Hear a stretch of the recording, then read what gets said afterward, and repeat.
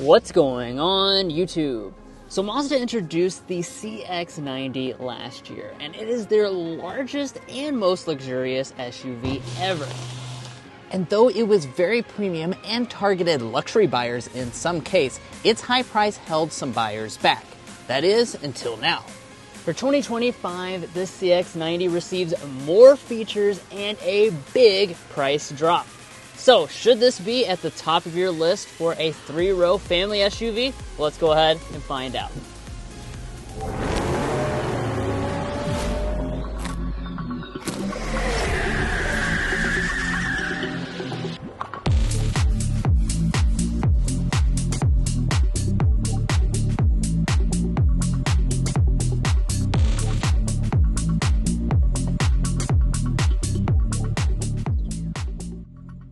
Now, starting out under the hood with our spec dump, this new model launched a 3-prong powertrain approach for Mazda. We have the high output version of the 3.3-liter turbocharged inline 6-cylinder with a mild hybrid system, and that makes 340 horsepower. That's going to be paired to standard all-wheel drive and 8-speed automatic transmission, and our combined fuel economy is coming in at 25 mpg. Now, of course, we cannot wait to show you what that's like out on the road. We'll be doing that later on in the test drive, as well as getting things like our sound level reading. After that, we'll discuss resale and reliability. But let's go ahead and close up the hood, not only so we can look at the beautiful exterior design, but also because we can talk about those 2025 updates.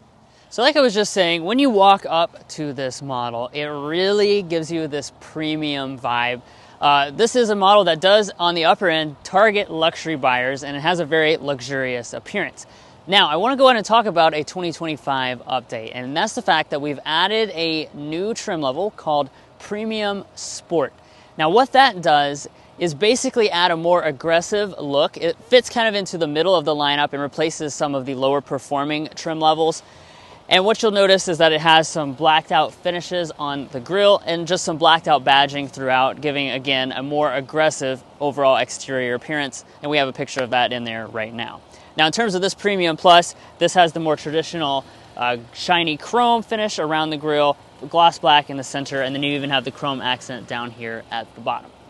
Now, in terms of your lighting, you are going to have premium full LED lights across the entire lineup. On the 3.3 TS models, you will have adaptive abilities as well. Your turn signal indicator and your DRL is separated over here. There are no fog lamps. And then as we walk around to the back of the largest Mazda, it doesn't look quite so large because it has a similar design to their smaller offerings. Yeah, and I think it overall has a very classy and premium look to it. Now, Drew's hopping inside because one of the most premium elements about the CX-90 is the lighting, and you'll see that here in the rear. So we have an LED brake light portion, LED reverse light, LED fading turn signal indicator. That's standard on every single CX-90. Now, as we drop down to the lower fascia, all of this is going to be finished in a body color, and you also have a little bit of chrome trim to spice up the design.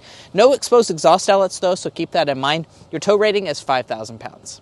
Now, as far as your wheels are concerned, they're going to range from 19 to 21-inch alloy wheels. Most of the models will come with the 21-inch alloy wheels. This is a nice contrast finish on this trim level. That new Premium Sport trim will get a full gloss black finish. Now, you also notice we have the body color wheel arches and lower moldings on board. Dedicated inline 6 badging right there. And in terms of our mirrors, blind spot monitoring and heating will both be standard equipment. Your upper trim levels will additionally give you auto dimming and power folding. Now, at the side of the CX-90, you will notice that this is a quite long vehicle. It's about 201.6 inches long, so that's definitely on the longer end for the segment, and it is based on a rear drive platform, which is why it looks quite premium here at the side. We also have roof rails up top, and then when it comes to your safety systems, I'm happy to tell you that Mazda is going to be including every single one of those as standard equipment, so that will even include things like adaptive cruise control. But guys, I'm incredibly excited to show you what's on the inside for this Turbo S Premium Plus. But first, if you're new here, we're brothers, and we've been reviewing cars since we were 12 and 16. We may be young, but we love cars. And we'd love for you to subscribe to be a part of our Car Confections family.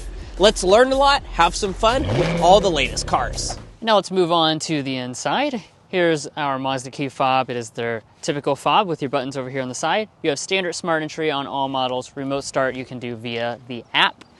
And then to get inside, just grab behind the handle that will unlock the door and fold the mirror outward.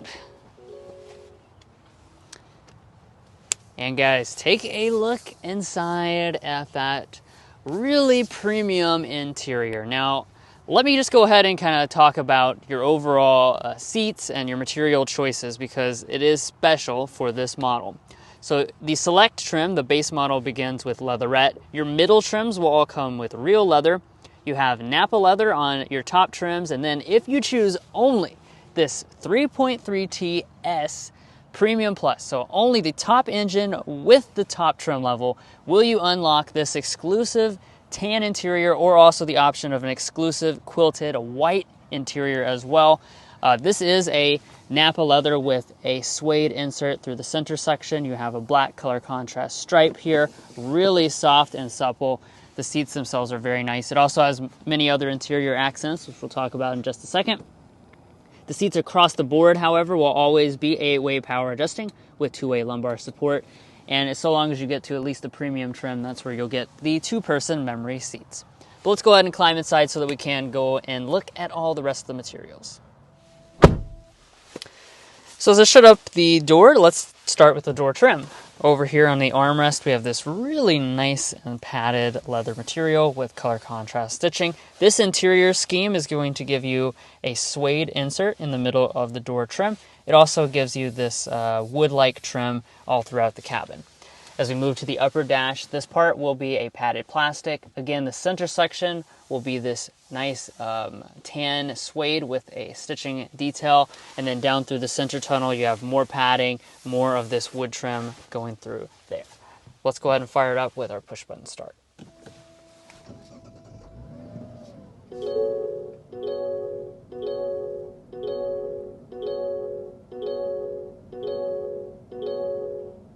Now that it's fired up, let's start out with our gauge cluster. This is the 12.3-inch full digital gauge cluster. When you do things like change your drive mode, it does animate and change the overall design. This is included on all but the lowest 2 trim levels. And then, if you also want to have a head-up display, that is available on a lot of different trims of this model. It begins at that new premium sport trim that I was mentioning earlier. Now, all Mazdas do have the rain-sensing wipers as standard equipment. And then coming back to the steering wheel, matching with the overall interior aesthetic, we have the tan and black two-tone steering wheel. Just a really beautiful design overall. You do have the leather steering wheel on the vast majority of models. And all your upper tier trims will come with power, tilt, and telescoping, as well as heating.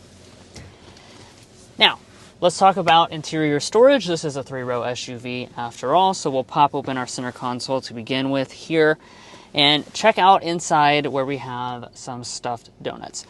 This is car Confections after all, so we like to do stuffed donuts inside the console to check the volume, because that is our emblem after all. And inside here, we today have 6 donuts. So that is definitely going to be probably the smallest thing that you can get in the entire 3-row segment, just because this is a very shallow center console. I'm not really sure why it's so shallow. You can't even stand the donut completely diagonal there and still shut the lid. Up in front of that, you have a couple cup holders, and then you have a small pad right here, which is a wireless phone charging pad. That is included on all but the base trim level. Now coming back to our shifter, this is a small electronic style unit. Just press over here to the right and then pull down for drive. We have some paddle shifters on the back of the steering wheel as well. When we go up into reverse, that little chime will show you that you have a 360-degree camera system on board. This is going to be included on your premium trim levels. And as you can see, you do have the overhead view on board. You also have the transparent view as you back up. And then just go back over there to the P for park. You have an electronic parking brake with brake hold located behind that. Now, also in the same cluster here is where you'll find your control knob for the infotainment system. We'll talk more about that in a little bit. And this is also where you'll find your volume knob for the audio system. So beginning on the new Sport Premium trim level, that is where you get a Bose 12-speaker sound system. That's what we have on this loaded model as well, and we'll give it a sample.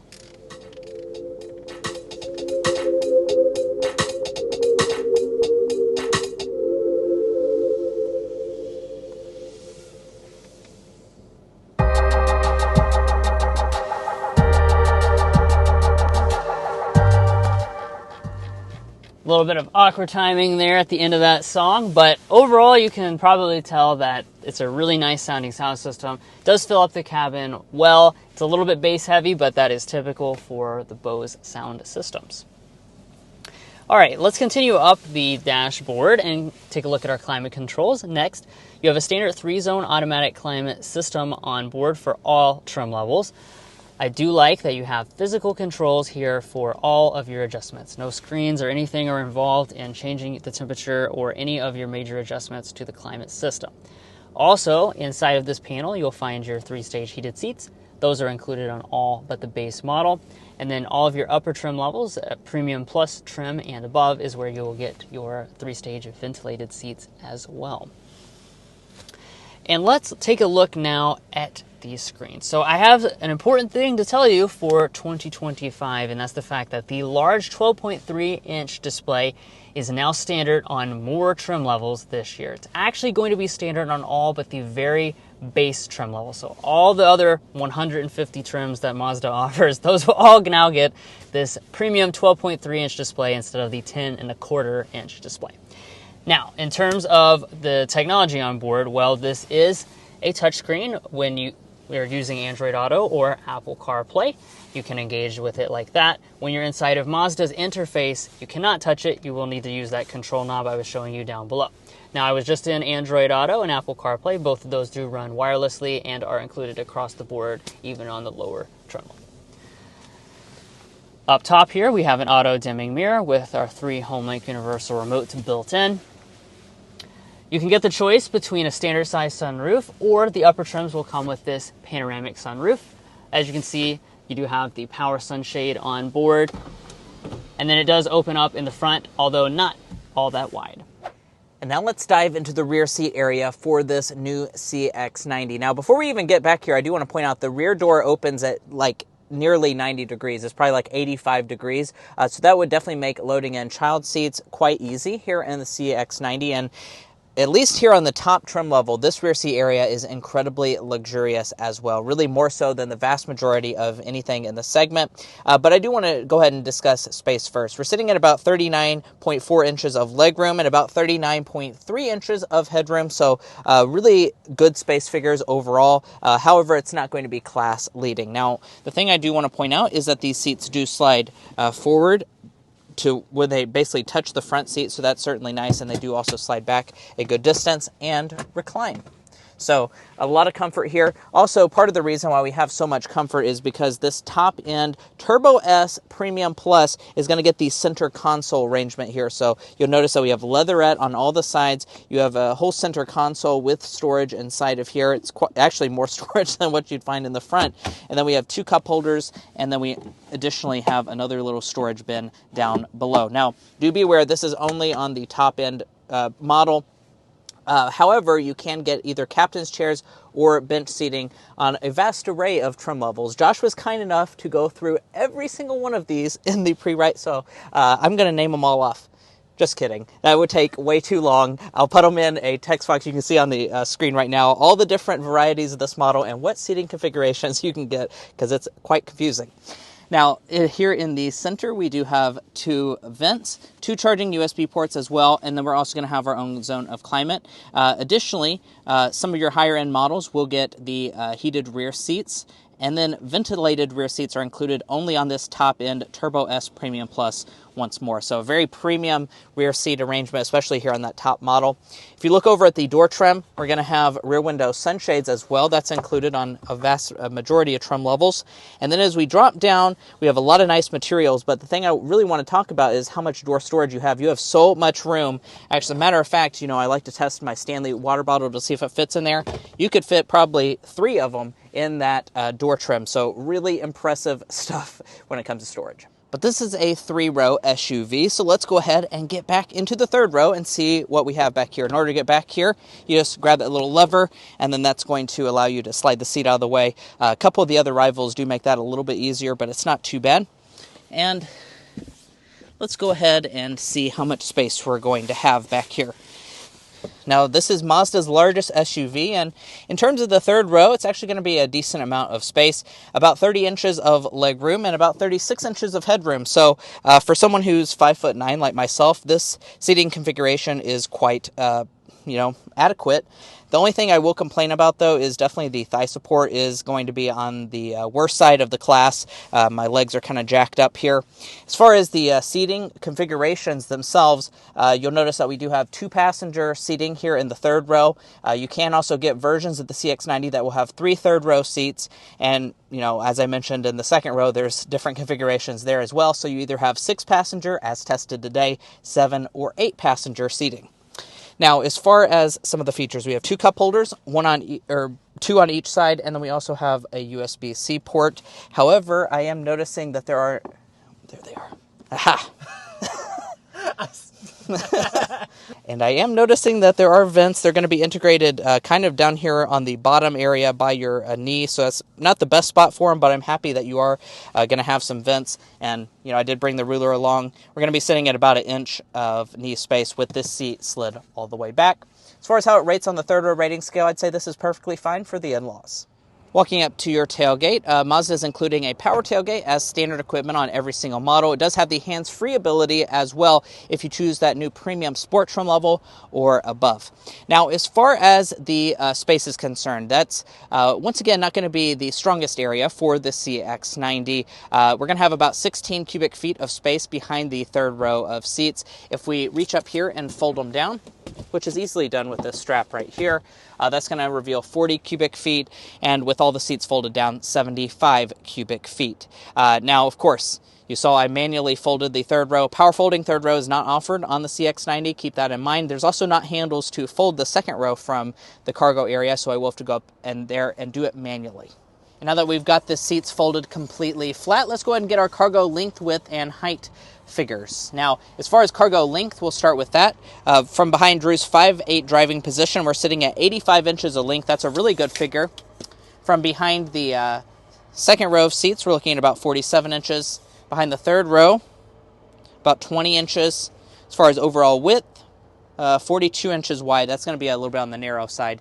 And then as far as height, that's 29 inches tall. Now, I do want to point out, actually, you'll notice that the backs of the seats are actually covered in leather, so be aware of what you put in there, and hopefully it won't tear the backs of your seat. Now, underneath of the floor, there's a tiny bit more of space, and you do have a spare tire as well.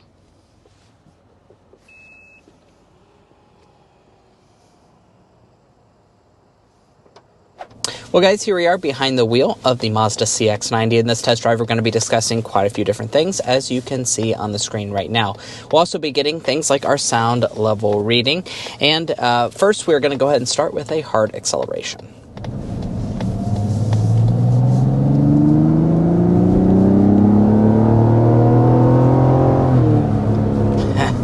All right, as quick as that, we're up to 60 miles per hour. And then back down to 0. That was a good 0 to 60 to show you guys the performance of this top spec engine option. So, like we were talking about the spec dump, this is available in 3 different powertrain selections.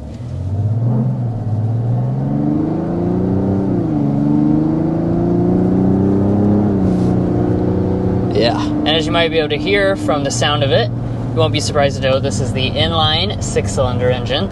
It's going to be available in 2 tunes, so the lower trims, those are going to come standard with the standard configuration, which has about 280 horsepower. When you go for this high output version on your top trims, that bumps it way up to 340 horsepower, 369 pound-feet of torque. Those are really good numbers for this segment of vehicle, and just really good in general. Yeah, I really can't think of hardly any competitor that has as much power as this other than the Ford Explorer ST. Really, this is very impressive power figures. You saw that with that acceleration. And it's a part of Mazda's overall venture to make this vehicle almost compete with some of the luxury offerings on that front. So having an inline 6-cylinder is a very premium experience. Of course, it's also on the rear architecture as well. So just a couple things we'll point out. That standard configuration still is going to be really healthy when it comes to the power numbers. So 280 horsepower is perfectly adequate, and it actually has a lot of torque as well, 332 pound-feet of torque. So that's certainly going to be a nice option for those of you wanting the more base end of things. And both of the powertrains will come with the mild hybrid technology as well. Additionally, Mazda is offering a plug-in hybrid, so that's the third powertrain choice you have. That's going to be instead a 2.5-liter four-cylinder. You have a 17.8 kilowatt-hour lithium-ion battery pack. Net on that one is 323 horsepower and 369 pound-feet of torque. Now, if you want to know more about the plug-in hybrid variant, we have covered that on our channel. We actually had it for a full week, so we have extensive impressions on it. It goes about 26 miles on a charge, and you can find that on our channel right now.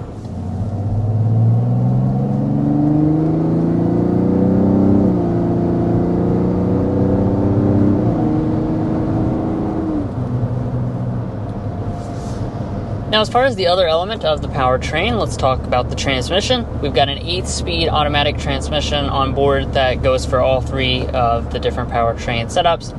Nice and smooth transmission, really goes to the shifts nicely. Seems quite sure of itself and not confused. You can put your foot down. Don't have to wait very long to get a downshift, even in the normal drive mode. Yeah, you do also have standard all-wheel drive across every single version of the CX-90 as well. But we are on a designated strip of road to get our sound level reading. So we're going to go ahead and get that going 55 miles per hour. We went ahead and toggled it to fan speed 1. We'll see how quiet it is.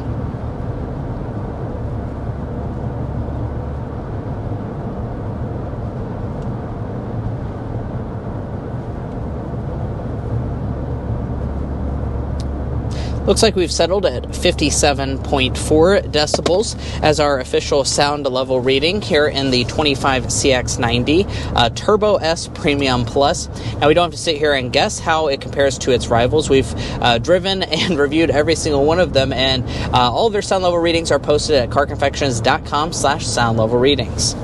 And that's going to put it a little bit on the louder end of the spectrum when it comes to noise entering into the cabin, but really almost everything in this segment is quite, quiet inside, so I don't think you're going to be bothered too much by that. All right, but now that we're just kind of cruising down the road, I want to take a second to discuss overall ride quality. This is a family 3-row SUV after all, and when it comes to ride quality, we've been able to discern quite a bit about the CX-90 through the, media drive where we drove it for several hours. We also, like I said, had one on loan for a week, and now we're back in the CX-90 again. And when it comes to the overall ride, what we're going to say is it is good.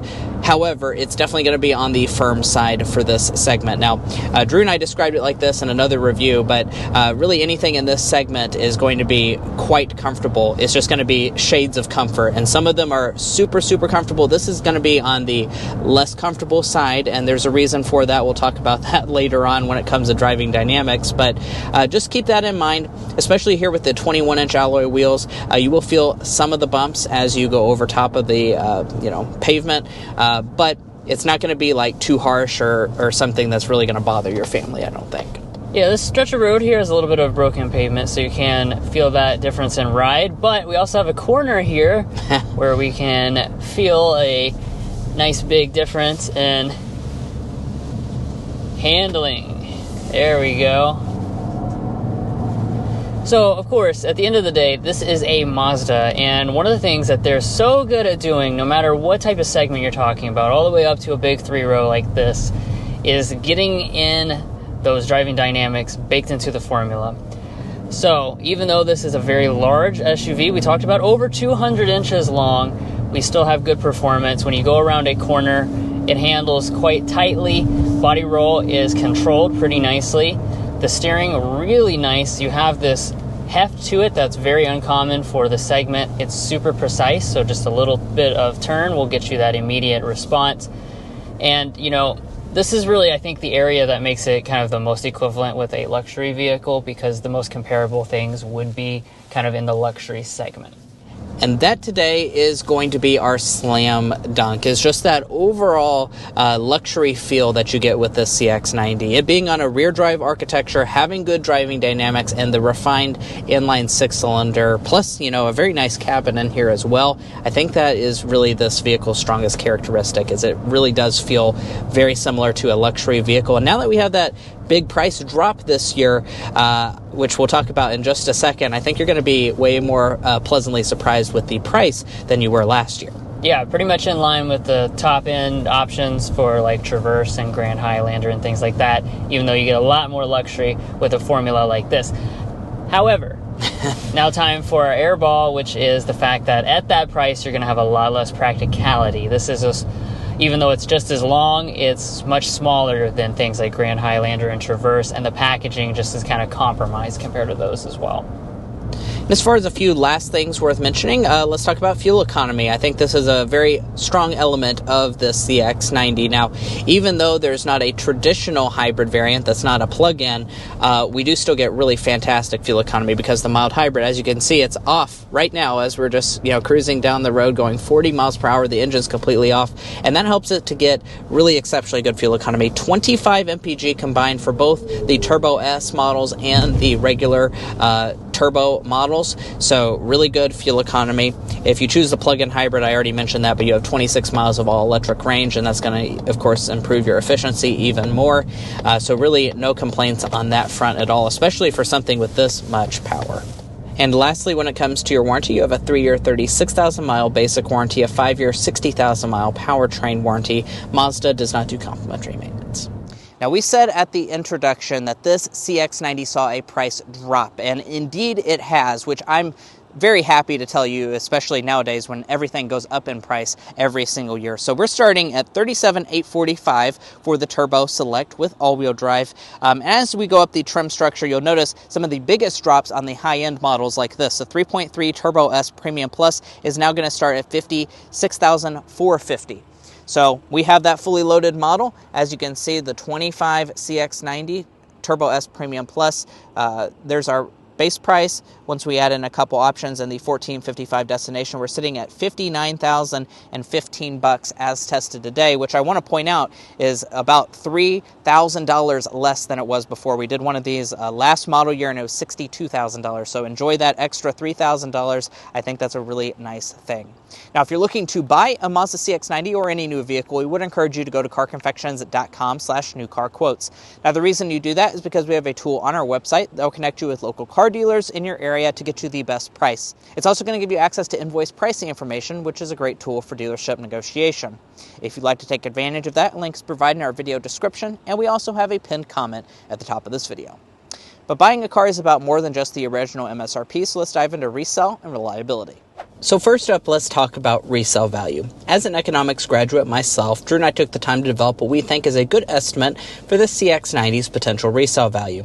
We estimate that after 5 years and 60,000 miles, it'll be worth around 59.4% of original MSRP, and after 10 years and 120,000 miles, 25.2%. Now, it's worth noting that is a very good resale value by percentage. It's really only worse than a couple other Japanese brands, Honda, Toyota, and Subaru, so it's the fourth best overall. Now, we've also done the same for reliability by developing the Combined Reliability Index. This takes into account several studies on reliability from trustworthy sources and combines them in a way that gives you a more holistic picture. In this regard, Mazda is rated almost exactly at the overall industry average for all vehicle makes. Now, if you'd like to learn more about our resale values or reliability data, be sure to go to carconfections.com/resale and carconfections.com/reliability. Buying a new vehicle is a big decision, so you want to make sure you're making a smart purchase, especially if you're cross-shopping between other vehicle brands. And guys, that's going to wrap up our in-depth review of the 2025 Mazda CX-90. If you enjoyed watching this video or found it helpful in your purchasing decisions, which we hope you did, especially as we pointed out some of the 2025 changes, we'd really appreciate it if you hit that subscribe button down below. By subscribing, you're going to be a part of our Car Confections family. We have a lot of fun on this channel, and I promise you won't want to miss out. So do yourself a favor, subscribe down below. If you're already part of our family, thank you so much for your continued support, and we'll catch you next time as we sample more of the latest automotive delicacies.